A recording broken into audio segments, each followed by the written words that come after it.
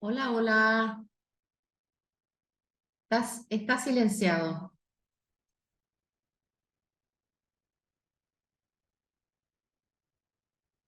Ah, para que te tengo que poner, no te puse como, estoy distraída hoy. Espera. Mirá, la culpa es mía. Te tengo que convertir en coanfitrión. Ahí está. Ahora Ahora sí. sí. Yo soy bruja, Bueno, pero al disertante lo dejo hablar. no, porque pensé que sí, me olvidé al principio de ponerle.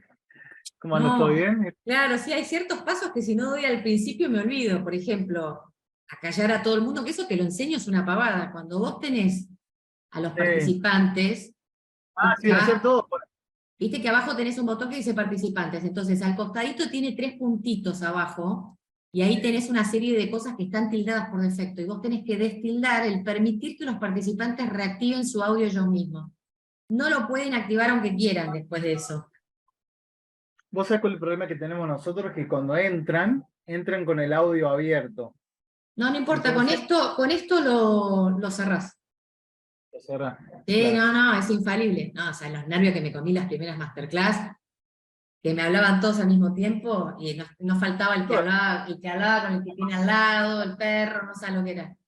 Y Durante la no, pandemia, no sé, montones de Zoom sí. académicos y se nos metieron unos hackers también. Bueno, eso En nunca una, me, eso nunca me pasó.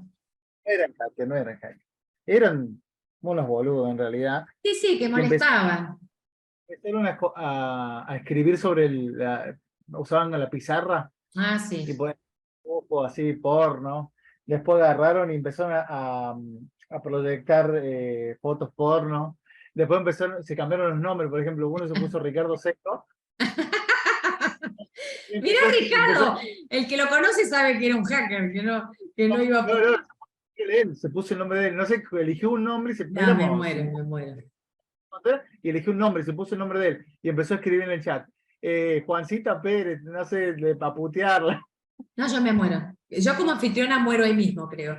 ¡Qué momento! Porque los tenés que pescar para sacar, ¿viste? Rápido.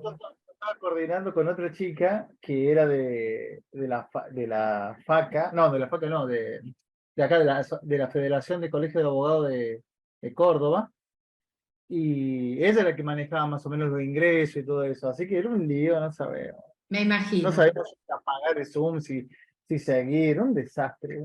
Eso fue lo primero. Todo porque ellos publicaron el link, lo hicieron público, ¿entendés? Claro, nosotros nos manejamos con formulario de Una semana, inscripción. No, no. una semana lo publicaron en su página y lo dejaron ahí Y para que la... muchos ponen abierto el código de Zoom, pero a mí me da, ¿viste? Aparte, primero que para nosotros está buenísimo porque conseguimos un montón de leads comerciales, porque esto después a cada uno se lo llama, quedan contentos con el curso, imagínate que te atienden el teléfono. Y no sabes la cantidad de suscripciones que generamos a través de las masterclass. Así Claro. que, pero bueno, lo hacemos a través de un Después formulario. hay una forma que vos podés poner como una sala solamente de espectadores, Sí, pueden escribir, que eso yo lo vi en un curso de Brasil, que vos entras en esa sala, no puedes ni escribir, no puedes hacer nada, puedes ver nada más. claro, Tenés todo. Entonces sos espectador, entonces eso podés poner link público, porque claro. entras Lo los tenés que quieren, recontra manejado, sí. los que quieren entrar a la sala, digamos, principal, tienen otro link. Claro. Entonces, eso sí pueden, Mira, son los que van a ver. es otro nivel ese no lo conozco, no sé cómo será. Bueno, eso yo no lo Pero conocía y está yo bueno, está buenísimo. trasciende de un curso que era así, que vos entrabas a la sala que no podías ni decir hola, ¿cómo andás? Nada, solamente veías. Bueno, voy a empezar a hacer entrar a la gente que ya está, hay como 40 personas. Buscar Sí, a espera que ver si dejo de compartir. eh, Este no me lo mandaste, no lo tengo, a este te Power. tengo que mandar. No, el anterior me lo Fíjate, mandaste. Lo que sí te pregunté es porque muchos lo pidieron. Yo no sé si vos tenés problema de que yo lo comparta a los que lo piden. vos sabés que lo que sucede es que yo lo uso, ¿cómo decirte? Lo voy modificando todo el tiempo. Mm, ¿Por qué? Porque sale una nueva normativa o cambio de idea a claro, veces. claro, claro, Entonces, sí. después anda dando vuelta uno que no es el Sí, último, te entiendo. cosa que yo ya no sostengo. Entonces, en lo posible, evito compartirlo, porque en realidad es una herramienta para ayudarme a mí, en definitiva. Sí, sí, A sí, la clase. pero la gente a No veces es tanta la es- información que dice, bueno, repaso mirando a ver, el PowerPoint, pero bueno, te yo entiendo. yo lo dejo a criterio de los que comparten, de los que hacen el curso, de que sean personas por ahí que no, porque después me los encuentro subidos en una página, ¿entendés? Claro, Entonces, y hay cosas y eso por ahí me molesta un poco porque, claro, mi permiso te pide, entonces lo suben. claro. Claro. Entonces, No, yo lo nosotros dejo. como cuando publicamos la masterclass en el portal, que muchas veces va el PowerPoint como acompañamiento, como un anexo, tiene fecha. Entonces sabe que la masterclass se dio tal día, y entonces está Pero viste, ligada a un tiempo. el PowerPoint no tiene fecha, entonces por ahí, yo te la comparto, no tengo problema, pero te dejo a criterio es que se lo compartas Entiendo. con Bueno, gente que por ahí conozcas o sepa que no lo va a reproducir o no, qué bueno, sé yo. bueno, está Tampoco bien. eso tampoco podés Es saberlo. difícil, pero bueno.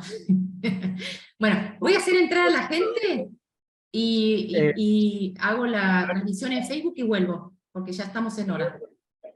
así, no sé si Se ve perfecto.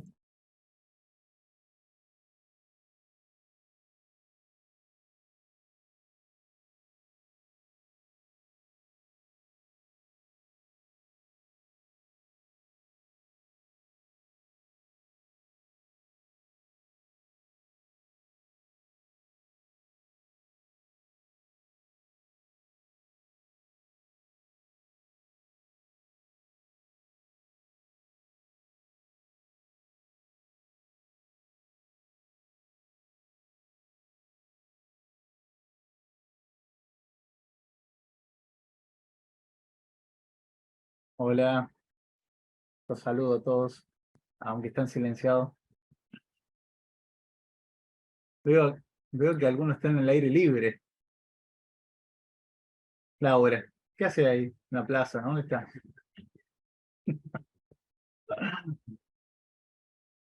Está tomando sol. Después vi uno que estaba en el súper, creo.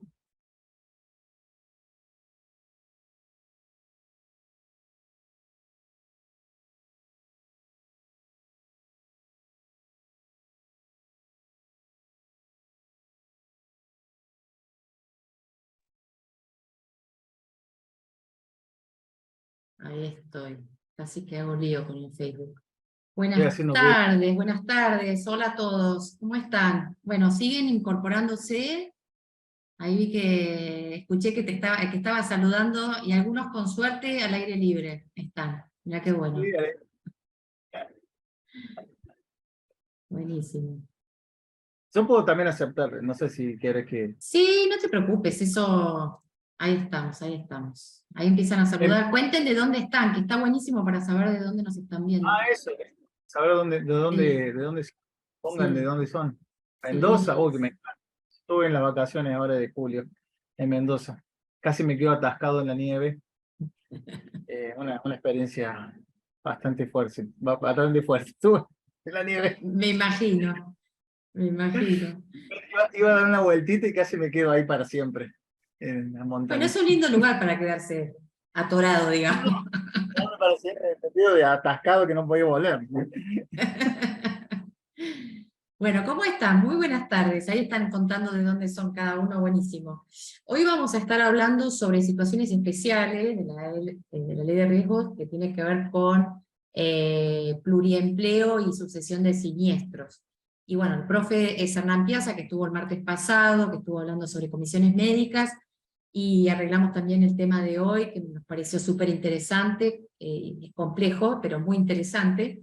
Y para los que no lo conocen, bueno, él es abogado por la Universidad Nacional de Córdoba, especialista en Derecho del Trabajo por la Universidad Nacional de Córdoba, Universidad Nacional del Litoral y la Católica de Córdoba, especialista en Abogacía del Estado, dictado por Procuración del Tesoro de la Nación, Escuela de Abogados del Estado.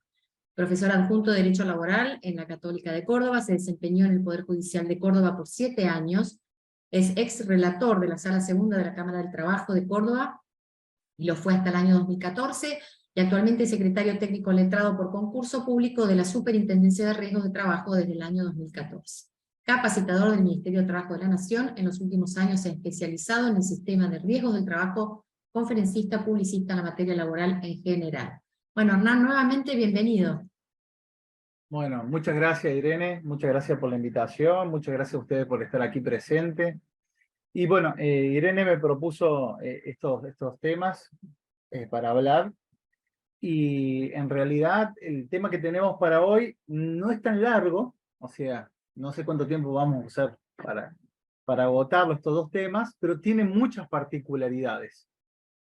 Tanto el de pluriempleo como el de sucesión de siniestros. La sucesión de siniestros tiene, he hecho algunos cálculos para que ustedes vean cómo se aplica en la práctica, pero el caso del pluriempleo, vamos a ver la normativa, que en definitiva son dos artículos, pero dos artículos que tienen su complicación, y cómo esos artículos se pretenden aplicar o cómo se aplican en la práctica.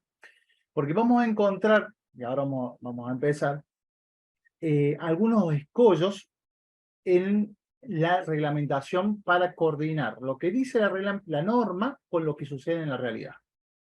Fíjense, vamos a empezar. Yo acá tengo el PowerPoint que yo utilizo para guiarme, en realidad, como le estaba contando a Irene.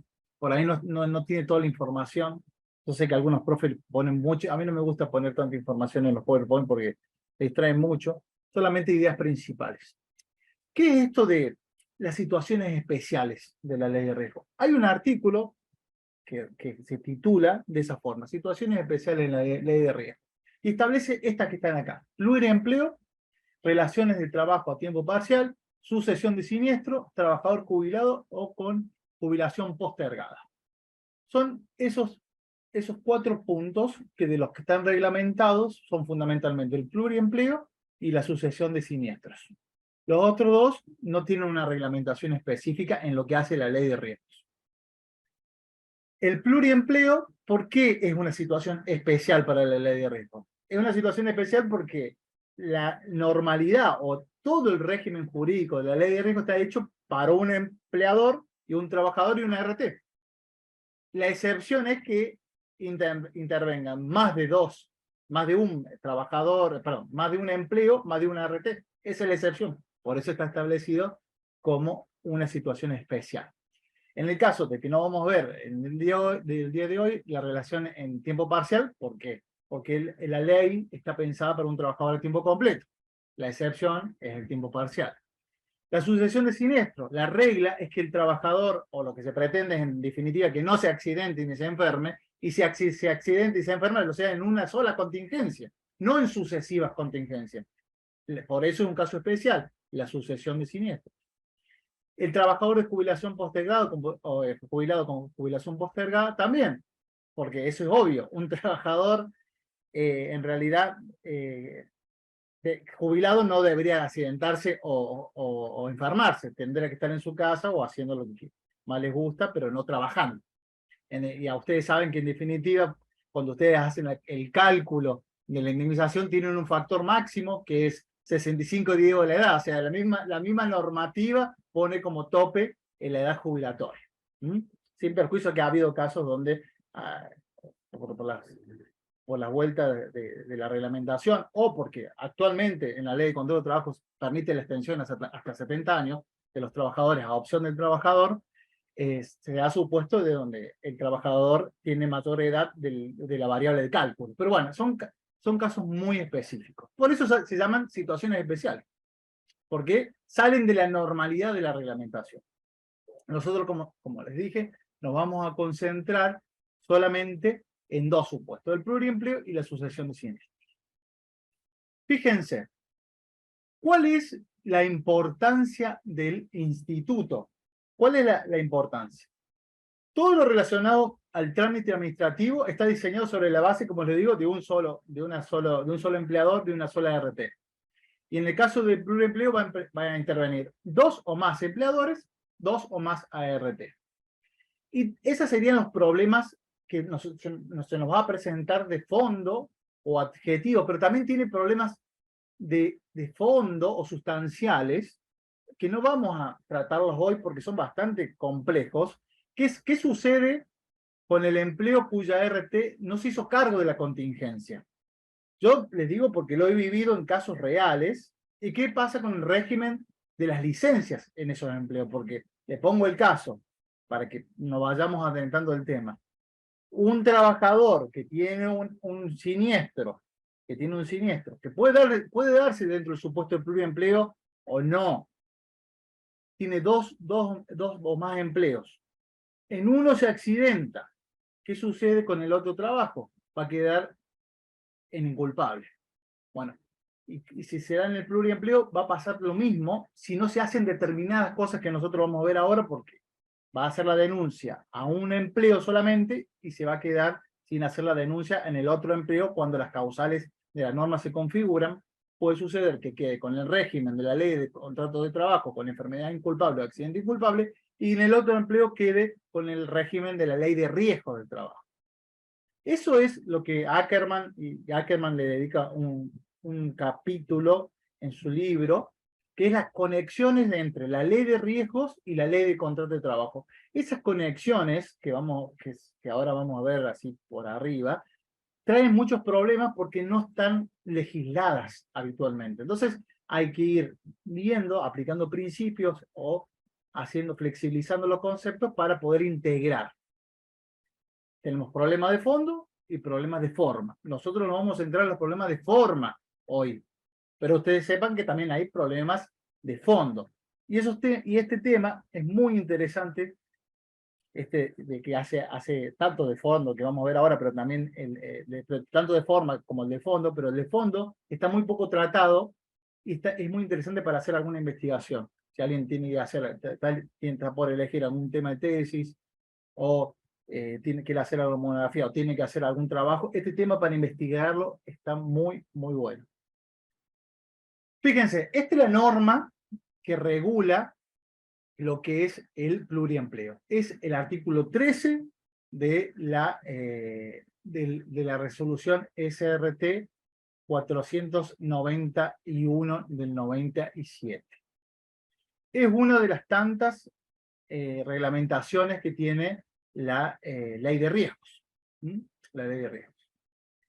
Fíjense, nosotros lo que vamos a hacer ahora es analizar cada uno de estos incisos, uno por uno.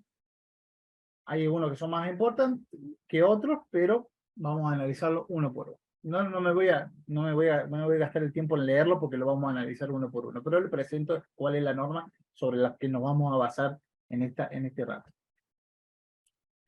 La hipótesis que regula la norma y como regla general es la siguiente. Fíjense, las prestaciones serán abonadas, otorgadas o contratadas por la aseguradora del empleador cuya actividad implique la presencia del agente de riesgo, para la cual hubiese estado trabajando al momento de producirse la contingencia.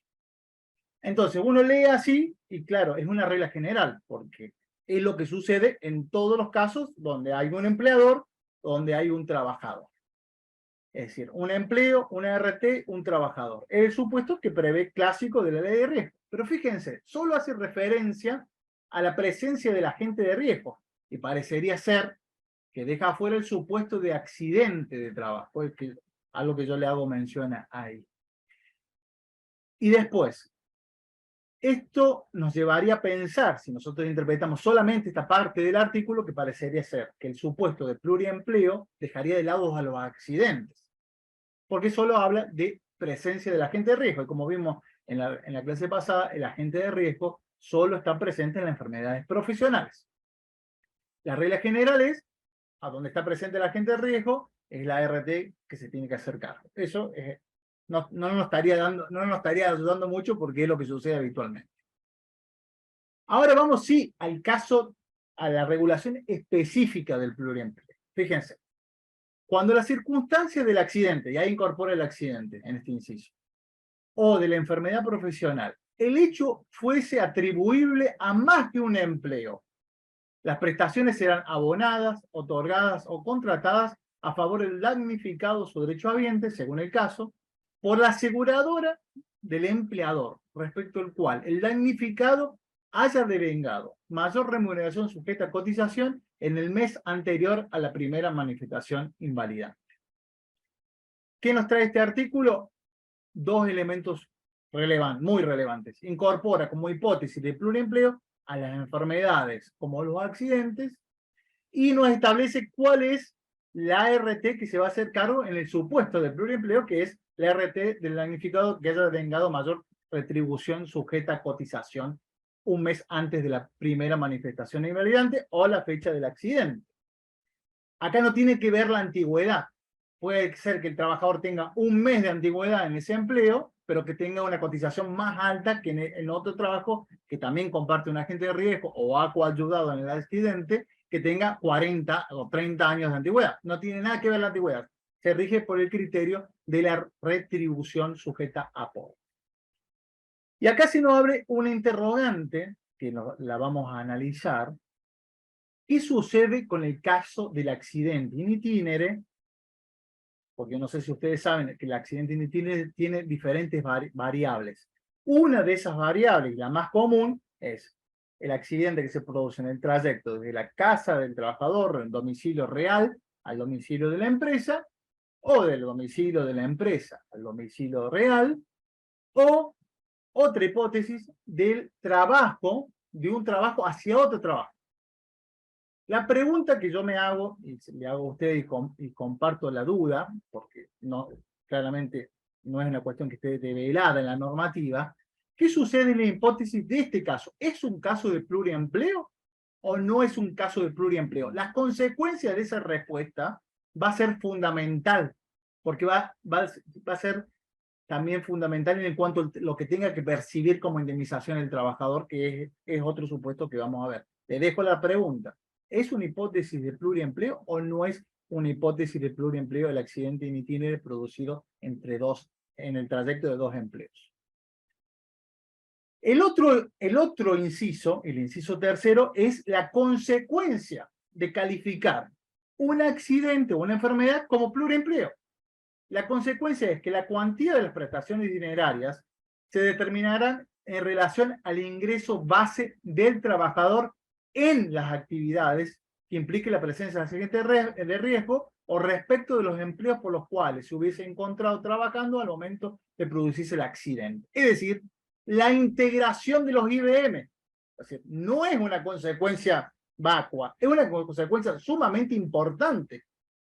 Sumamente importante. Se van a integrar los IBM a los fines del cálculo.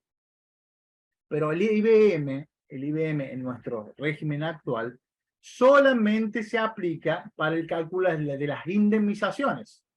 No se utiliza para el cálculo o la determinación de las prestaciones sustitutivas de salario que se dan durante el periodo de incapacidad laboral temporaria. Eso nos llevaría a deducir que no hay una integración de salarios durante la incapacidad laboral temporaria. Y ahí habría que ver cuál es la solución, porque no hay una solución normativa. Si ambas ART intervinientes o las que intervengan pagan la sustitución de salario o solamente lo hace una de ellas. Ya vamos a ver por qué eso no tiene una solución normativa. Pero esa es la consecuencia, la integración de los IBM. Después el último inciso habla de las relaciones internas entre las aseguradoras o los empleadores no asegurados, porque también se puede dar la hipótesis de la intervención de un empleador no asegurado. De hecho, muchos casos que tuvimos en la superintendencia eran entre una ART y un empleador no asegurado del pluriempleo.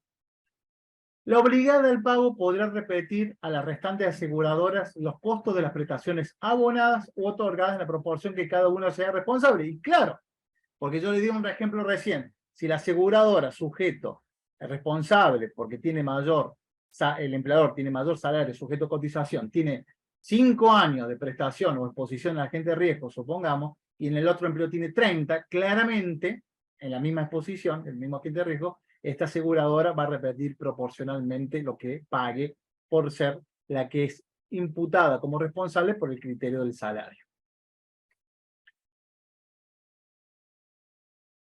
Ahora la pregunta que nos tenemos que hacer es, ¿qué tipo de contingencias pueden calificar como pluriempleo? Yo les dije recién que no hay dudas que la norma habla tanto de accidentes como enfermedades. No nos dice qué tipo de accidente y habla de enfermedades profesionales, claramente. En los accidentes, piensen un poco, ¿qué casos de accidente? A mí no se me ocurren muchos. Puede suceder que 2 o más empleos coadyuven a la producción de ese accidente. Yo pienso, algún supuesto de contrato a tiempo parcial, puede ser, trabajador regido por el Estatuto Profesional de Viajantes, comercio no exclusivo, es decir, un trabajador que venda productos en la misma zona para 2 empleadores diferentes, un caso bastante difícil por ahí. Bueno, en el caso de viajantes no es tan difícil, pero un poco frecuente. O el caso de trabajadores que teletrabajan para dos o más empresas durante la misma jornada laboral, en la medida que sea un trabajo no exclusivo, que no sea incompatible, que esté permitido por el resto de los empleadores. Son supuestos, como yo le pongo ahí, de hipótesis sumamente muy poco frecuentes en lo que es el accidente de trabajo. Por eso seguramente a ustedes se les puede ocurrir otros supuestos. Lo importante es que ambos empleos de alguna forma hayan coadyuvado a la producción del accidente. No es que se accidenta de un lado y no tiene nada que ver el otro empleo. Son supuestos donde tiene una conexión. Por eso es difícil pensar un supuesto así. Ahora con la hipótesis del accidente in itinere, el accidente in itinere que se produce entre 2 empleos, que es una hipótesis que está regulada por el artículo 4, yo dije resolución antes, es decreto 491 del 97, ahí imputa la responsabilidad del accidente in itinere a la RT del empleador de destino. Es decir, el responsable es el de las prestaciones dinerarias en especie, es el empleador de destino y dice que la otra aseguradora podrá repetir proporcionalmente. Entonces, la pregunta es, ¿estamos bajo un supuesto de pluriempleo o no? Y yo les digo, no sé, tengo argumentos para los dos, para los dos supuestos. Argumento a favor, que es un caso de pluriempleo, y argumento en contra, que no es un caso de pluriempleo. Fíjense que la consecuencia es muy importante de calificarlos o no. Fíjense, ¿qué argumentos yo le puedo dar a ustedes a favor? Puede haber otro, ¿no? A favor que es un caso de pluriempleo. Los dos empleos tienen incidencia indirecta en la producción. Es decir, que hacía ese trabajador, salía de un empleo para dirigirse a otro. Hay una conexión indirecta.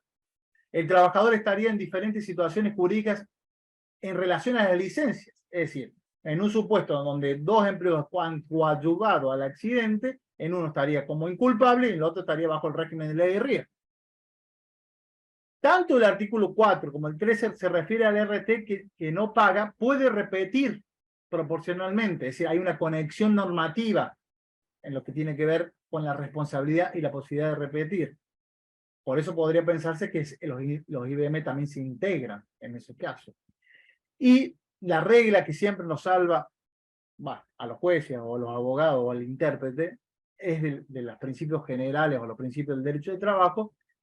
La interpretación de la norma debe ser la más favorable para el trabajador. Es decir, si estamos en un caso de duda y después tiene que aplicar tiene dos regímenes jurídicos posibles, debe aplicar el más beneficioso al trabajador cuando la duda es insuperable. Es decir, esos serían 4 argumentos a favor que la hipótesis de pluriempleo también es aplicable al trabajador en caso de accidente in itinere entre dos empleos.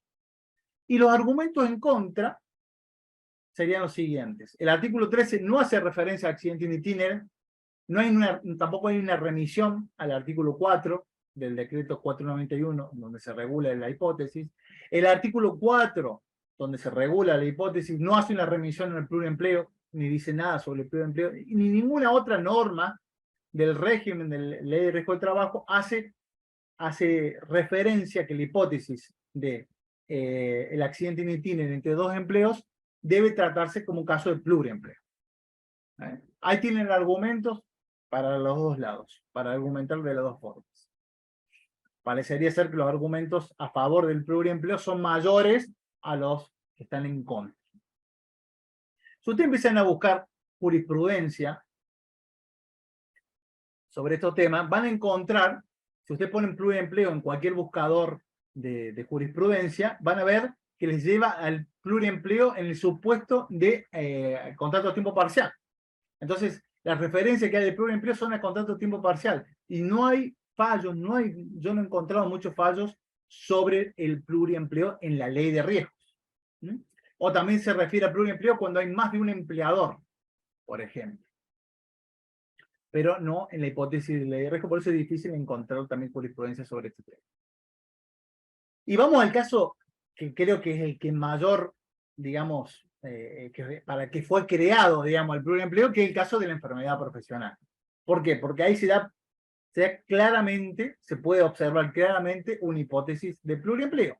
¿Cuál es la hipótesis? Es decir, ustedes saben que las enfermedades tienen diferentes elementos. La enfermedad, la exposición al agente de riesgo, la presencia del agente de riesgo y la relación de causalidad. Y acá la norma está diciendo, cuando haya dos empleos que tengan compartido el agente de riesgo, que puede darse habitualmente, hay que, de alguna forma, darle una solución normativa y se crea esto del pluriempleo. Es decir, dos empleos donde se comparte un agente de riesgo. Podemos decir varios ejemplos, pero el caso típico son los docentes. Son los docentes, ya sea de primario, secundario o universitarios que dan en diferentes universidades. Nosotros hemos tenido en la superintendencia casos de docentes universitarios y casos de docentes primarios y secundarios. Es decir, hemos tenido todos los supuestos de docentes. También se pueden dar en trabajadores de casas particulares que trabajan para más de un empleador y están expuestos al mismo agente de riesgo, o que trabajen en diferentes empresas y están expuestos a gestos repetitivos. Es decir, son supuestos donde la relación laboral da la posibilidad de trabajar algunos días en la semana para un empleador, o algunos días de semana para el otro, o contrato a tiempo parcial. Es decir, para eso está pensado estos supuestos y fundamentalmente para las enfermedades profesionales. Bien, ahora, ¿cuáles son los problemas que nosotros tenemos en el proceso, en el procedimiento, digamos? Y acá yo lo divido en tres hipótesis. En relación a la denuncia de la contingencia, en relación al trámite ante comisiones médicas y en la determinación del IBM, del ingreso base mensual. En lo que tiene que ver con la denuncia, que es sumamente importante, como yo les pongo ahí, es sumamente importante, es fundamental y hace a la configuración misma del pluriempleo. Porque sí, hemos visto casos donde se denuncia a un solo empleador, en un caso de enfermedad, que es el caso más típico, y luego cuando se termina el expediente administrativo, al momento de la, digamos, de la liquidación, se plantea la hipótesis del pluriempleo. Es decir, yo tengo otro empleo donde también estoy expuesto al mismo agente de riesgo. Nunca se denunció el caso a ese otro empleador. Por ende, nunca pudo contestar sobre la contingencia, nunca la ART de ese empleador pudo expedirse. Por eso lo importante de la denuncia. La denuncia debe realizarse, entiendo yo, a todos los empleadores, o a las aseguradoras que están interviniendo en la hipótesis de pluriempleo. Y la aseguradora puede tomar diferentes actitudes. Es decir, como yo les pongo ahí, puede ser que todas acepten la contingencia, y muchas veces lo que dice una de ellas es, está bien, yo acepto la contingencia, pero usted en el otro, con su otro empleador, tiene mayor salario sujeto a aporte, por ende, las prestaciones o el gerenciamiento de la contingencia va a estar a cargo de aquella RT. Yo no me voy a hacer cargo. Es decir, eso no equivale a un rechazo de la contingencia. Está aceptando la contingencia, pero está diciendo que el responsable de pago es otra. Puede rechazar todas las contingencias. Es decir, todas las aseguradoras pueden rechazar.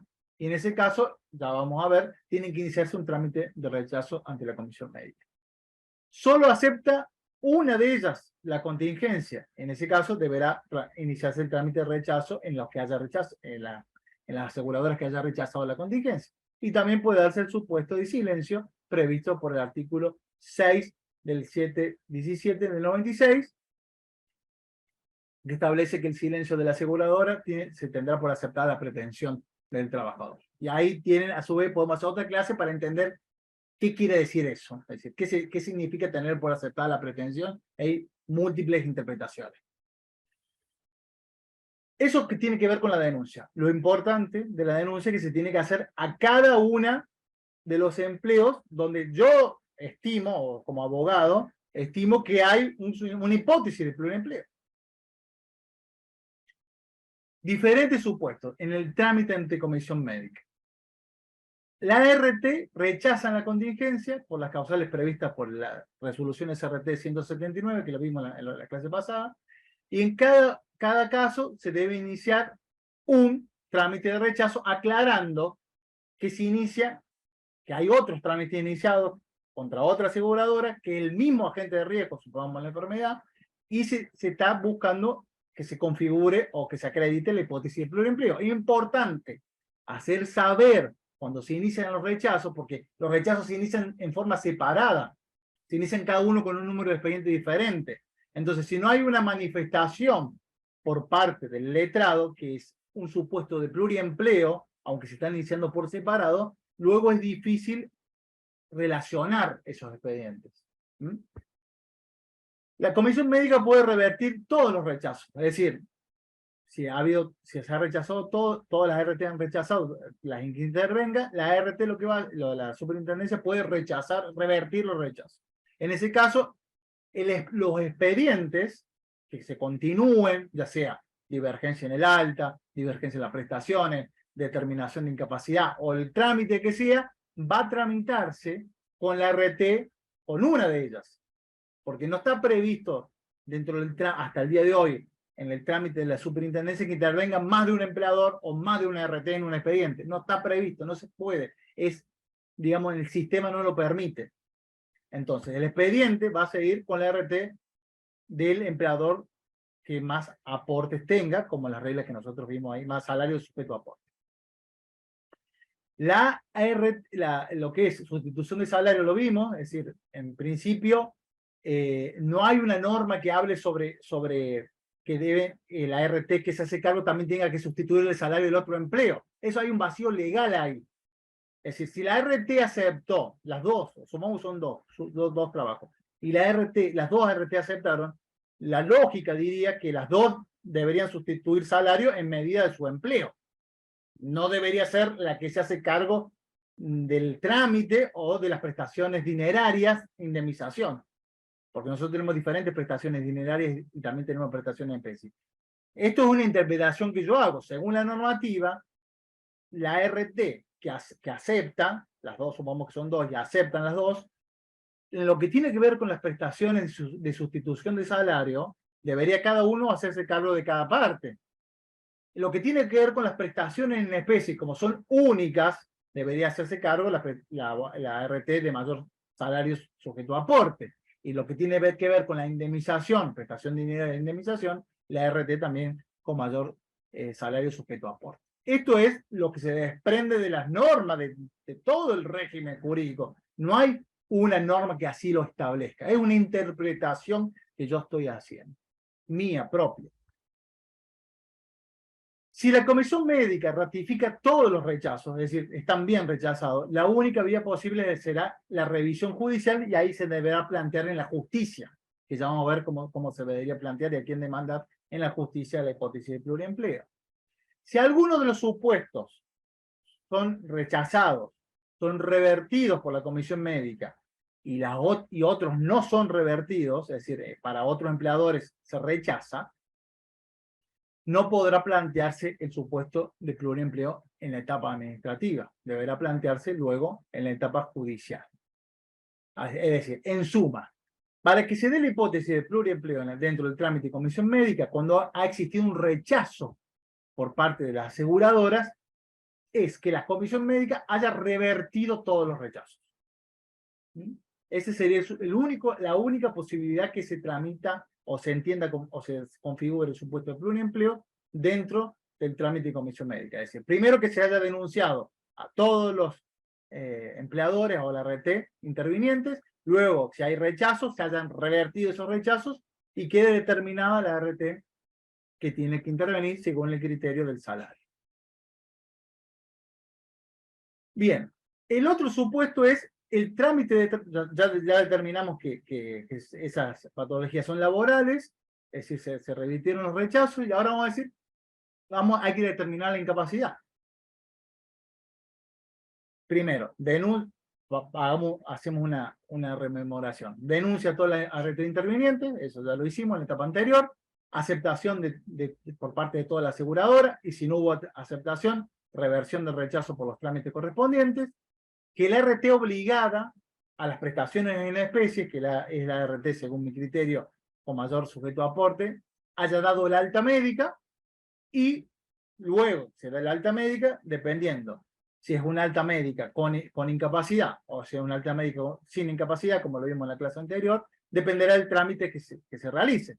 Porque si es con incapacidad, tiene que haber una propuesta fuera extraadministrativa que tiene que ser ratificada por la comisión médica. Si es una alta sin incapacidad, es otro trámite diferente. Cualquiera de los dos trámites van a terminar iguales ante el servicio de homologación.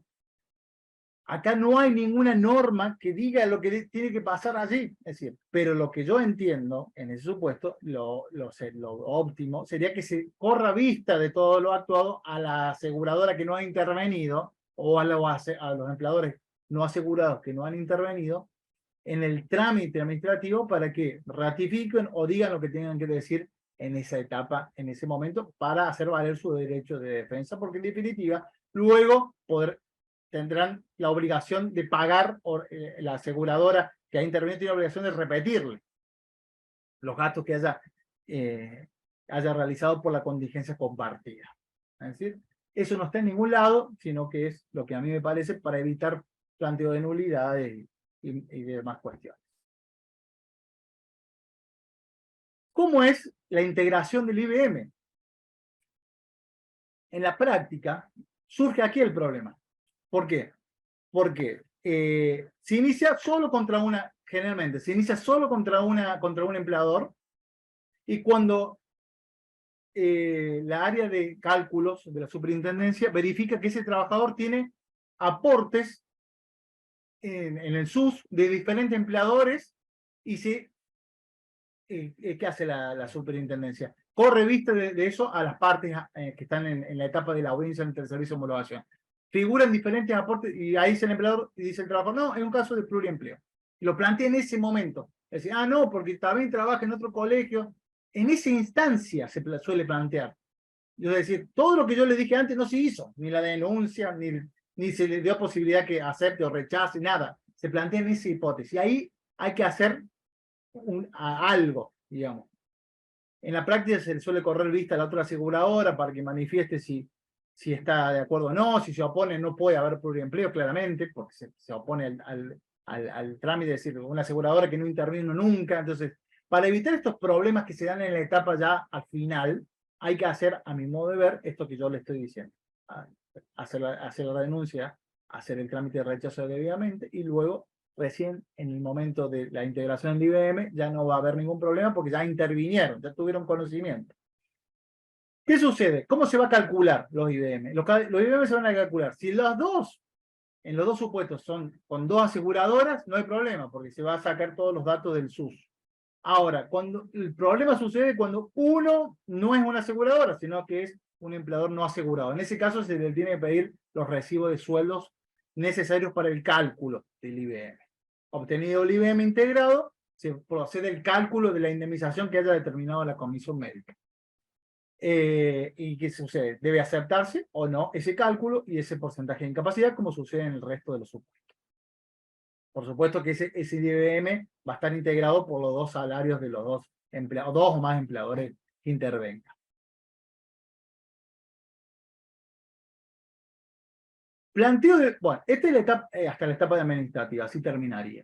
La etapa judicial, es lo mismo, para mí. Denuncia a todas las RT intervinientes. En el caso de rechazo, se haya transitado previamente las comisiones médicas y las comisiones médicas no hayan revertido el rechazo, o sí lo hayan revertido en alguno de ellos. Si hay reversión parcial, debe agotar la vía administrativa igual. Es decir, supongamos que en uno de los empleadores revierte y en otros no. Entonces el trabajador lo que va a tener que hacer, si quiere encuadrar en la hipótesis de pluriempleo, cuando llegue al servicio de homologación, no va a tener que aceptar el acuerdo, sino que va a tener que ir a la justicia, porque si no, no se va a poder integrar IBM, porque el otro fue rechazado contra el otro empleador. Eso lo veo como esa posibilidad.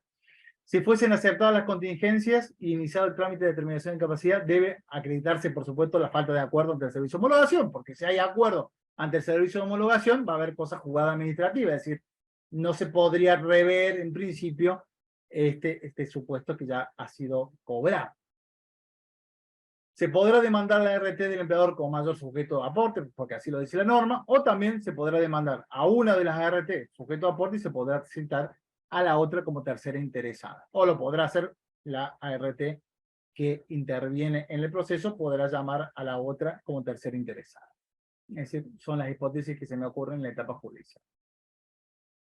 ¿Cuáles son los problemas de no denunciar el caso como pluriempleo? Claramente, el trabajador va a quedar en dos regímenes jurídicos diferentes. Primero, el principal problema, va a quedar como inculpable en un caso y como bajo la ley de riesgo en el otro. El trabajador va a recibir una indemnización mucho menor que la que corresponde, con un solo IBM, sin la integración de los IBM. Problemas de falta de integración entre la ley de riesgo y la ley de contrato de trabajo. Es un supuesto de pluriempleo en relación a la normativa de fondo. Es decir, no hay una integración normativa. ¿Qué pasa con este trabajador que está en carpeta por ley de riesgo en el otro empleo? No hablemos en un caso de pluriempleo, hablemos de un caso normal que tenga más de un empleo. ¿Qué sucede? ¿Por qué queda regido uno por la ley de riesgo y otro por la ley de contrato de trabajo? Es decir, una cosa que no tiene regulación normativa. Bien, hasta ahí, para no marearlos más, les dejo el tema del pluriempleo, con las dudas y con las soluciones que yo propongo, que son soluciones propias. Vamos al otro supuesto, nos quedan 15 minutos, vamos a tratar de agotar, así dejamos abiertas preguntas. Vamos al otro supuesto que es este sí pasa mucho, que es la sucesión de siniestros, que es el otro caso que yo le dije que es una excepción, porque no, como regla no debería, en la lógica de la ley de riesgo no debería haber accidente, y si hay accidente debería, o enfermedad debe haber uno por trabajador en principio, pero puede suceder que el trabajador tenga muchos accidentes o muchas enfermedades también. Entonces el artículo 14 del decreto también reglamentario 491 de 97 regula el inciso en el 45 inciso C. La norma que ustedes están viendo allí tiene muchas partes que están derogadas actualmente. Es decir, que no se aplican porque habla de incapacidad provisoria, cosa que ya no existe más. Ahí, supuesto, pero lo que yo quiero que rescaten es esto que yo le voy a hacer acá, que es un ejemplo de todo esto que dice acá. Acá habla de 3 tipos de incapacidades que nosotros tenemos que tener en cuenta para entender lo que es la sucesión de siniestros. Tenemos que saber lo que es incapacidad integral, las incapacidades incrementales y la capacidad residual o la capacidad restante. Es decir, tenemos que conocer esos 3 conceptos. Fíjense, yo le pongo ahí un ejemplo, en el caso, de 4 contingencias. Una del 10%, la primera, que se da en un momento determinado, pasado un tiempo se da otra de un 20%, no importa si es accidente, si es enfermedad, eso no da lo mismo. Después tiene otro del 30% y después tiene otro del 40%. ¿Mm? ¿Cómo se calcula esto? ¿Cómo se calcula? Cuando tenemos el 10% y es la primera, partimos del 100% de capacidad del trabajador. Por ende va a ser un 10%. Pero cuando tenemos que calcular la segunda, no podemos partir del 100%, sino que tenemos que partir del 90%, restándole la que ya está aquí.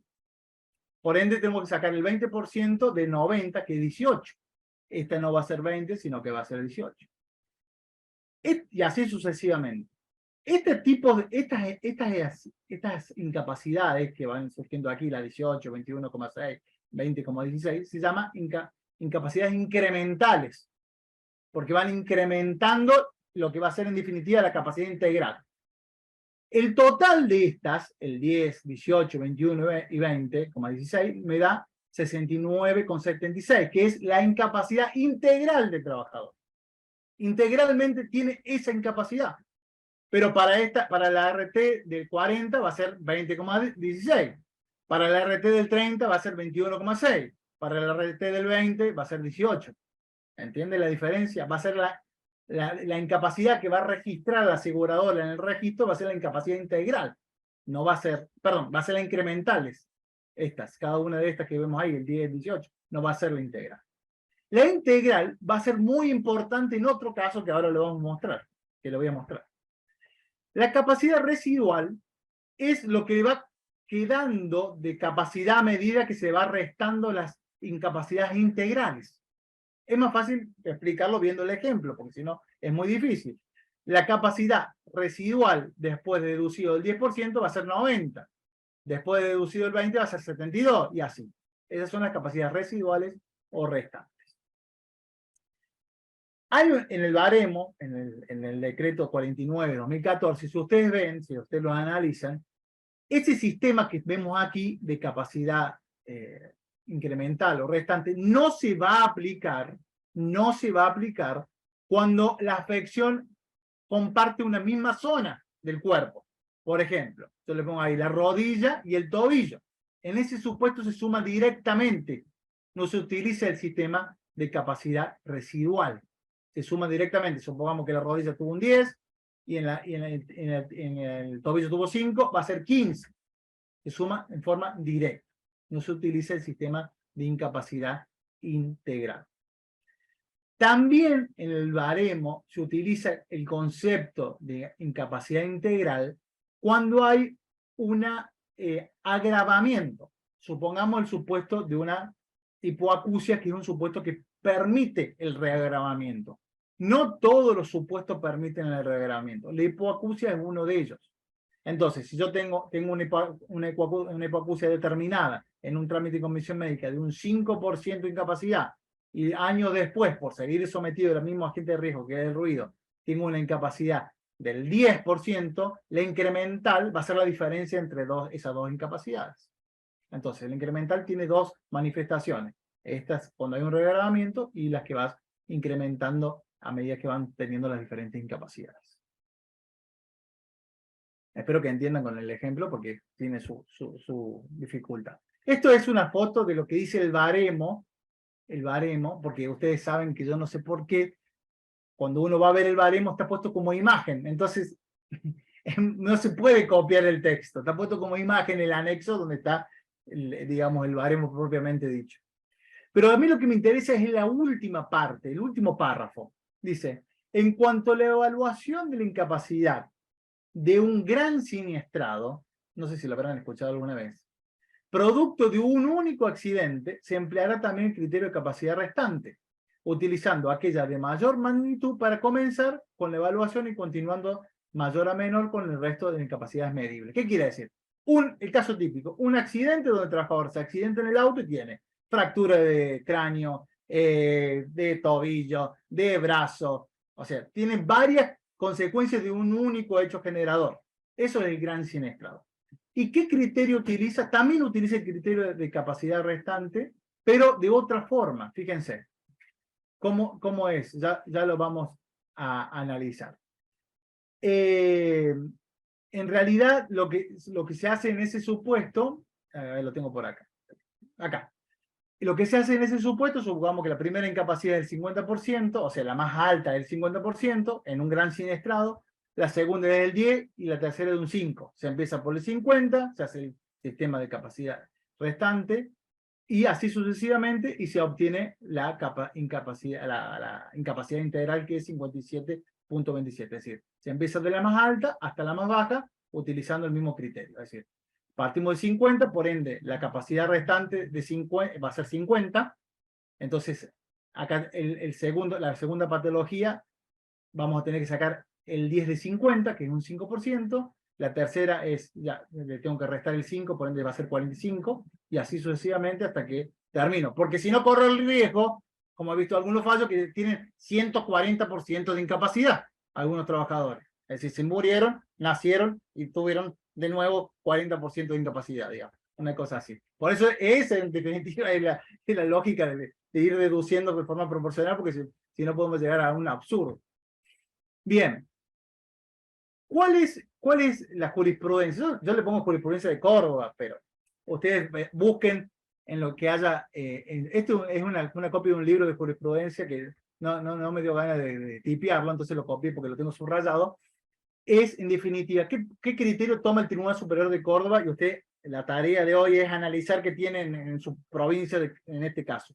El Tribunal Superior de Córdoba dice, no se va a aplicar este criterio de capacidad integral o deducida cuando las incapacidades no hayan sido pagadas. Es decir, solo se va a aplicar cuando la incapacidad fue indemnizada. Supongamos, un trabajador tiene un trámite en comisión médica del 30% y la RT dice, no, pues cuando usted resuelva, tenga en cuenta como capacidad previa a este 50%, no me va a calcular del 100% porque acá tengo una incapacidad determinada por comisión médica. El juez verifica que esa incapacidad no fue pagada, pues puede recurrir en la justicia. Entonces, ¿qué dice el Tribunal Superior de Córdoba? Solamente va a ser tomada como precedente, como para deducirla, aquella incapacidad que haya sido indemnizada. No basta que sea declarada, judicial o administrativamente. Tiene que ser indemnizada, efectivamente. Bueno, ustedes verán si sus tribunales superiores o juzgados tienen el mismo criterio. Y lo que sucede con respecto al gran inválido, el Tribunal Superior de Córdoba ratifica que no se puede aplicar en enfermedades, solamente se aplica en accidentes. Porque, ¿qué sucede? Muchas veces en un solo telegrama se denuncian varias patologías y luego así se demandan. Es decir, parecerían que la fecha, muchas veces se denuncia como primera fecha de manifestación invalidante, la misma para varias patologías. Y muchos jueces asimilan ese supuesto al gran inválido. Y el Tribunal Superior de Córdoba dice, no, ese supuesto no se aplica porque, como ya lo dije antes, dice en el fallo, tiene que estar saldadas e indemnizadas Entonces el hecho que compartan una misma PMI no hace al supuesto transformarse en un gran inválido de la enfermedad. Aparte de la enfermedad no se aplica, no dice el Tribunal Superior, solamente se aplica en los accidentes. Esto es muy importante, es muy poco conocido, que tiene que ver con esto que estamos viendo de la incapacidad integral. La resolución SRT 3440 de 2015 es muy importante. Fíjense lo que dice. Cuando la primera manifestación invalidante de la última contingencia, es decir, estamos hablando de sucesión de accidentes o enfermedades, fuese posterior a la entrada de vigencia de la ley 26.773, que si yo no mal recuerdo, era el 26 de octubre de 2012, creo, y el grado de incapacidad laboral permanente integral, ahí vamos a lo que yo le dije antes, fuese superior al 50%. Dice, la aseguradora responsable de su cobertura deberá abonar el capital de la prestación dineraria correspondiente a la incapacidad laboral permanente integral, pudiendo descontar la preexistencia, claro, lo que ya se pagó antes o las incapacidades anteriores. A tal efecto deberá considerar para el cálculo ambas incapacidades la fecha de PMI. Además, dice acá, esta es la parte más importante, deberá abonar la compensación adicional de pago único que corresponde al damnificado por la incapacidad integral. Yo cuando lo leí no entendí bien qué quería decir. Ahora lo vamos a ver en un ejemplo y van a ver qué importante que es. Para el caso que el damnificado posea una incapacidad preexistente superior al 50%, deberá tomarse, esa parte no importa. En el caso de corresponder, también corresponderá el 20% del adicional del artículo 3. Yo cuando lo leí no entendí bien qué quería decir. Ahora se lo muestro en un ejemplo y van a ver qué importante que es. Vamos al caso que nosotros tenemos recién. Supongamos que son diferentes ART y diferentes trabajos. Cada uno está en capacidad, el 10, el 20 y el 40. Supongamos que la primera tuvo un 10, tuvo el 20, tuvo el 30. Cuando llegamos al 30, esta ART, dice, ¿cuánto hay de incapacidad integral? 49.6. Ah, listo, no hay problema, le pago el 21.6 nada más. Listo, hace el cálculo. Ahora, la cuarta, del 40%, cuando se saca la integral, es 69,76. Es decir, que no solo va a tener que pagar el 20,16, según esta normativa, va a tener que pagar la compensación adicional de pago único a la fecha de la PMI. ¿Y cuánto es supongamos que fuese hoy la PMI o la fecha del accidente, está, según la resolución SRT 12 del 23, está en 6.438.000 pesos. Es decir, que puede superar largamente el valor de la incapacidad física o psíquica. Y además, a eso, es decir, sumar esto, es decir, el 20,16, yo no sé si ven el puntero, sigo esto porque estoy girando, 20,16 más 20,16 más los 6 millones, le tengo que sacar el 20%. Y si el 20% no llegas a sumar 2.194.000, este es el mínimo del 20%. Es decir, según el artículo 3. Fíjense lo importante, muchos no tienen en cuenta esto. Es decir, si bien la última incapacidad no supera el 50%, es decir, no hay particularmente cada una de ellas no requiere, digamos, el adicional de pago único del artículo 11 de la ley de riesgo, si utilizamos este criterio de la incapacidad integral, sí. Por eso tienen que estar sumamente despiertos cuando tienen un caso de sucesión de siniestro, porque puede ser que mi caso que me toca a mí representar es un 10%, pero si yo veo para atrás, capaz que este trabajador, sumando ese 10%, a las anteriores supera el 50%. Y si supera el 50, va a tener derecho a la incapacidad, a la indemnización de pago único también. Caso muy poco habitual, pero existe. Bueno, acá yo, para terminar, le hago alguna consideración de los factores de ponderación que tiene alguna relación con esto de cómo se calculan o cómo se suman. Ustedes saben que los factores de ponderación es algo que acompaña a la incapacidad física y psíquica. ¿En qué se relaciona con lo que venimos viendo? Son 3 los factores de ponderación: edad, dificultad para realizar las tareas y posibilidad de reubicación laboral. Y cada uno tiene un porcentaje de incapacidad, depende de la edad, depende de la dificultad o depende si amerita o no recalificación. Eso ustedes ya lo saben, me imagino. Lo importante es saber cómo se calcula. Un error muy habitual es sumarlos directamente. los peritos habitualmente hacen eso. Es decir, supongamos que, acá yo le pongo un ejemplo, la incapacidad física o psíquica es del 12,7, o 0,7, perdón, y sumado los 3 factores de ponderación me da un 16%. Habitualmente lo que se hace es sumar directamente, lo que está mal, según el baremo. Lo que se tiene que hacer en este caso es sacar el 16% del 12,17, que en el caso sería 1,93. En definitiva, la incapacidad se incrementaría por los factores de ponderación al 14%. Eso, ahí yo le pongo un fallo del Tribunal Superior que lo tiene ya sumamente consolidado a la doctrina, y es la interpretación literal de lo que dice el baremo de incapacidades, que es el 49/2014. Acuérdense, los factores de ponderación no se aplican, o se aplican hasta el 60%, cuando, por ejemplo, yo tengo una incapacidad del 59% físico-psíquica, y sumado los factores de ponderación superan el 60%. En ese caso, el baremo dice que no puede generar una incapacidad mayor del 60%, entonces va a quedar con el hasta el 59,9 de incapacidad. Es decir, no puede los factores de ponderación generar una incapacidad absoluta, si la incapacidad no es absoluta por la evaluación de la incapacidad misma. Bueno, lo vamos a dejar ahí porque no estoy viendo su cara, pero me imagino que deben estar un poco y agotados de todo lo que yo les he dicho hasta ahora. Gracias, Espero Hernán. que no tengan ninguna Buenísimo. pregunta sobre este tema. Vamos a ver, no, sí, seguro. Aprovechen y pregunten. Pero lo que pasa es que fuiste muy claro. Vamos a ver si hay... Lograron seguirme. Porque Sí, yo yo creo a que veces sí. no me puedo concentrar viendo una pantalla, entonces a veces no sigo el que está hablando, eso es cierto. No sé si ustedes me han seguido. He hecho todo el esfuerzo, todo transpirado. Bueno, es que son dos temones.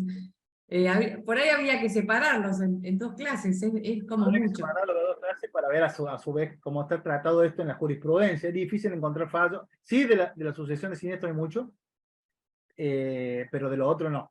De lo Sí, a otro mí no me, hay a mí me nada. desafiaste con eso, porque ahora yo tengo que buscar si el pluriempleo con la ley de riesgo hay jurisprudencia o no. Porque digamos que tengo una base grande, ¿viste? Atrás. Vamos a ver si hay. Bueno, a ver si hay consulta. Hace un ratito... Espérate. No habían consultado. A ver, un minuto. Bueno, había preguntado si entraba al personal de casas particulares, ¿no? Que vos lo comentaste después como uno de los ejemplos del pluriempleo. Uno de los supuestos. Exacto, y después en el in itinere preguntan, pero para que la RT cubre ese in itinere, ¿tiene que el trabajador haber declarado su itinerario desde un trabajo a otro en su ART? A ver, es una cuestión de buena fe, No solo eso, sino que el empleador tiene la obligación, ustedes no sé si trabajan bajo relación de dependencia, alguno de ustedes, o han trabajado bajo relación de dependencia, lo que hace el empleador le entrega un papelito donde tiene las calles, entonces usted tiene que poner a dónde vive, las calles circundantes, y además qué recorrido hacen para ir al trabajo. Yo en la facultad, en la superintendencia, tengo que llenar eso habitualmente. Y cuando uno se muda también. Por una cuestión de buena fe, debería comunicar al empleador. Ahora, al empleador de esas circunstancias. Yo no he visto, no conozco casos donde se haya rechazado por esa causa. Muy pocas veces el trabajador, perdón, denuncia por ejemplo, los cambios de domicilio. Muy pocas veces. Entonces, ¿qué hace la aseguradora cuando ve el caso? Juancito, según la nómina, vive en tal lugar. El lugar de trabajo está en este, y entonces no, ¿cómo se va a accidentar acá si entonces hay un desvío? Está listo, desvío. Pero cuando viene el trabajador dice, no, pero yo me mudé acá, trabajo, entonces cuando uno hace el análisis del recorrido, es un recorrido racional a donde tiene el siniestro. Entonces, nosotros no hemos rechazado por esa causa, es decir, por esa cuestión. Es una cuestión de, digamos, de una falta a la buena fe, entendido como de la relación laboral, que podría llegar a dar lugar a sanciones dentro de la ley de control de trabajo. Pero en materia de ley de riesgo no hay ninguna norma que diga, no, ese trabajador no tiene que ser indemnizado o no tiene que ser reparado su siniestro porque no denunció cuál era su recorrido. O no denunció que de ahí se iba a otro empleo. No hay una norma que lo diga eso. Bien. Acá Viviana dice que no entendió bien el caso de indemnización cuando la patología afecta a miembros como, por ejemplo, la rodilla y tobillo. Lo diste como ejemplo para determinar que eran dos lugares distintos, ¿no? O sea, puede ser cualquier otro... La flexión comparte un mismo miembro, el brazo, el codo y la muñeca, supongamos, no se usa el sistema de capacidad residual, de incapacidad residual. Es decir, en uno tengo 10 y en el otro tengo 15, voy a tener 15. Perdón, en uno sí, 10 más 5, 15. Es decir, no voy a sacar 100 menos 10, 90 y de ahí saco el 5. Es decir, como en los otros supuestos. Se suma directamente. Ese es un supuesto de excepción, digamos. No sé si se entendió. Sí. Bueno, en Facebook, que también te están viendo, que te agradecen muchísimo la charla, dicen, ante el supuesto de pluriempleo mal denunciado por accidente de trabajo a una sola RT, ¿ve viable que efectuada la homologación por el servicio de homologación pueda reclamarse las diferencias por el mal cálculo del BIBM, o sea, el viejo IBM? Es decir, el artículo 5 de la resolución SRT 899-2017 permite que todas las contiendas vinculadas al IBM, pese a la homologación judicial, se pueda hacer. Es decir, la cosa juzgada administrativa no alcanza lo que es el conflicto con el IBM. Pero eso está pensado fundamentalmente en pagos en negro. No está pensado para el supuesto de pluriempleo, entiendo yo. Yo, por supuesto que lo intentaría, judicialmente, claramente. Pero yo, a ver, mi análisis es muy formal, es decir, lo que debería hacerse para no tener ningún problema. Eso muchas veces en la práctica no se da así. No es el ideal. Es decir, lo que yo le planteo como el ideal. Es decir, eso sería lo ideal. A mí me gustaría encontrar un expediente así, por decirlo así, por decirlo de alguna forma. Muchas veces en la práctica no se da así. Como yo le digo, el 90% de los casos de pluriempleo se plantean una vez tramitado todo el expediente. Y ahí vienen los problemas. Es decir, no hay dentro de la normativa administrativa que subsane eso. Entonces tienen que empezar a resolver el caso particular. No sé, le corremos vista a ver qué dice. Se empieza a hacer toda una cuestión, digamos, para el caso concreto. Ok. ¿Cuántos vacíos legales, ¿no?, que hay en estos temas? La verdad que es súper interesante para escribir, ¿no? Te vamos a invitar a escribir doctrina. Es un caso, y este que yo le digo, el otro, la relación entre la ley de riesgo y la ley de contrato de trabajo, Claro. no el empleo, ¿no? Cuando un Sí, trabajador el régimen tiene dos trabajos, más trabajos, y está en una carpeta por ley de riesgo, o sea, dentro del sujeto del sistema. Y para el otro, ¿cómo queda? Queda con la carpeta de enfermedad inculpable, le va consumiendo los plazos y por ahí queda sin trabajo porque está regido por otro sistema. Es decir, claro. un trabajador que tenga antigüedad y no tenga cara de familia, tiene 3 meses de licencia, entonces, o 6 meses. Bueno, ahí tenemos un problema. Puede ser que en ley de riesgo tenga hasta 2 años, ¿no? Seguro. Bueno, Hernán, creo que no hay más preguntas. Yo te agradezco muchísimo tu tiempo y, bueno, la generosidad en cómo compartís tu conocimiento y desde un lado muy práctico además, ¿no? Que también a la gente le sirve muchísimo porque, bueno, tirás varios tips que la verdad son importantes. Así que Bueno, eso muy... la Sí, integral, ¿vieron? Eso es muy importante porque eso no se tiene en cuenta habitualmente en un juicio. Se oficia para que, muchas veces yo veo, se oficia para que la mesa de entrada mande, o la comisión médica mande todos los expedientes, pero se usa solamente para calcular la residual. Pero no se tiene en cuenta que si yo sumo todo, por ahí tengo una incapacidad mayor al 50%, por más que en mi caso sea del 10%. Y no reclamo la compensación de pago único, que es muchísimo dinero hoy.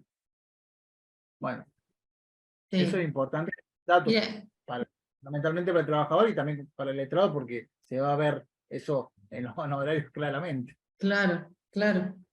Llegó una consultita más y con esto terminamos. Dice, en el caso de un empleado que sale de su trabajador, dice acá, pero bueno, de su trabajo, y va a estudiar, sufre una contingencia en el trayecto de ida o de salida del establecimiento de estudios, ¿la ART debe cubrir el siniestro? ese supuesto está previsto como una excepción digamos, de no cobertura, pero tiene que también hacerlo, como la misma respuesta, tiene que hacerlo saber. Tiene que hacerlo saber y no está previsto como un supuesto de pluriempleo, es decir, no lo puedo analizar dentro del pluriempleo. Sí, el otro que va a otro trabajo. Ese es un supuesto, también trabajador a un familiar enfermo, no conviviente, también es otro supuesto de excepción, digamos, donde que no va directamente a la casa, digamos. Y hay miles de supuestos en la práctica, miles, es decir, el trabajador que pasa a buscar a su hijo por el colegio antes de ir a su casa, o sea, hay miles de casos, en la casuística supera mucho más de lo que está en la norma. Es decir, lo vemos todos los días. Entonces, hay un criterio de la Corte, en definitiva, para cerrar este tema y vinculado al accidente en itinere, que en definitiva lo importante no es el trayecto en sí, sino la intencionalidad del trabajador de dirigirse a su trabajo o a su domicilio. Porque puede ser que ese día estaba cortado o no va por el trayecto más corto que dice Google porque tiene que atravesar no sé, una villa o una zona sumamente peligrosa, o eso que dice Google, hay un puente que está caído que no sale ahí, o la plataforma que sea. Bueno, hay miles de circunstancias que hay que analizar en el caso concreto, ¿no? Seguro. Bueno, ahora sí, Hernán, muchísimas gracias por todo, y bueno, gracias a todos por haber estado del otro lado, y nos reencontramos en nuestra próxima masterclass. Gracias, Hernán. Muchísimas gracias. Un abrazo grande y gracias por estar acá conmigo y con Irene y compartir este rato. Chao, chao. Chao, chao. Hasta luego. Buenas